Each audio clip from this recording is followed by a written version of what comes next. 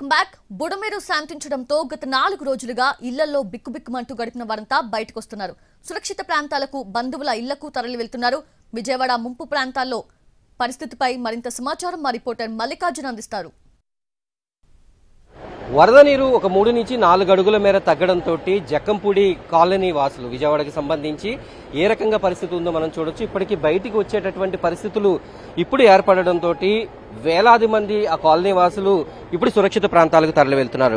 గడిచిన 4-5 రోజులుగా వీళ్ళందరూ కూడా వరదలోనే ఉండిపోయినటువంటి పరిస్థితి. ప్రస్తుతానికి రోడ్డు పైన నడిచేటటువంటి పరిస్థితి ఏర్పడడంతో వాళ్ళందరూ కూడా పిల్లలతోటి వాళ్ళ ఇంటి కుటుంబ సభ్యులతోటి ఉన్న బలంగా కొన్ని బట్టల వరకు సర్దుకుని వెళ్లిపోతున్నటువంటి పరిస్థితి. గత 5 రోజులుగా కూడా లోపల అడుగు పెట్టేటటువంటి పరిస్థితి లేదు.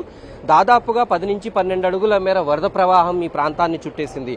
దీంతో జక్కంపూడిలో అనేక మంది అక్కడ నిరాశ్రయులయ్యారు. ఇళ్లలో నీళ్లు చేరాయి. ప్రస్తుతానికి వాళ్ళందరూ కూడా మంచినీటిని తెచ్చుకునేందుకు టిన్నులతోటి వెళ్తున్నటువంటి పరిస్థితి. అట్లాగే వాళ్ళందరికీ ఆహార ప్యాకెట్లు అందుతున్నప్పటికీ కూడా కొన్ని ప్రాంతాల్లో వాళ్ళకి ఫుడ్ అందనటువంటి పరిస్థితి కనిపించింది. ఈ నేపథ్యంలో ఇప్పుడు మనం వెళ్తున్నాం. ప్రస్తుతం ఒక ట్రాక్టర్ పైన వాళ్ళందరికీ కూడా వాటర్ ప్యాకెట్స్ అలాగే బిస్కెట్ ప్యాకెట్స్ ని తీసుకుని డ్రోన్ల ద్వారా అందించేందుకు తీసుకుని వెళ్తున్నారు. కానీ ఎటువైపు చూసినా ఇప్పటికీ కూడా వందల మంది అలాగ ట్రాక్టర్లలో సురక్షిత ప్రాంతాలకు తరలి వెళ్తున్నటువంటి పరిస్థితి. మొత్తం కూడా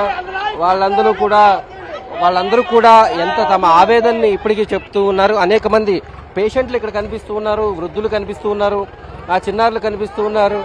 వీళ్ళందరూ కూడా తమ ఆవేదనని వ్యక్తం చేస్తున్నారు. ఇప్పటికీ కూడా చంటి బిడ్డలతోటి వాళ్ళందరూ బయటికి చాలా దారుణమైనటువంటి పరిస్థితుల్లో వెళ్తున్నటువంటి సిచ్యువేషన్ మనం చూస్తున్నాం. లోపల ఉన్నటువంటి వాహనాలు ఏవైతే ఉన్నాయో ఇక్కడ ఉన్నటువంటి వారి ఆటోలు, బైకులు అవి కూడా తడిచిపోవడంతో వాటిని బలవంతంగా కష్టపడి బయటికి నెట్టుకుంటూ వస్తున్నటువంటి పరిస్థితిని మనం చూస్తున్నాం. అడుగడుగునా ఇలాంటి విషాదాలే కనిపిస్తున్నాయి.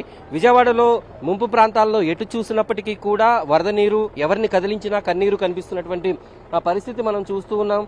కుటుంబ సభ్యులతో ఆటో నడవకపోయినప్పటికీ కూడా ఆ కుటుంబాన్ని మొత్తాన్ని కూడా ఆటోలో ఎక్కించుకుని సురక్షిత ప్రాంతాలకి వారు తరలి వెళ్తున్నారు.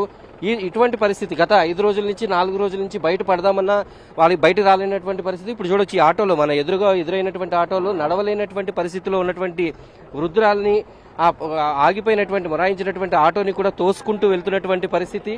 ఆ రోడ్లు కూడా సరిగా లేకపోవడంతో గోతుల్లో ఇరుక్కుపోతుంటే వాటిని వీళ్ళందరూ కూడా తరలిస్తున్నటువంటి పరిస్థితి మనం చూస్తూ ఉన్నాం.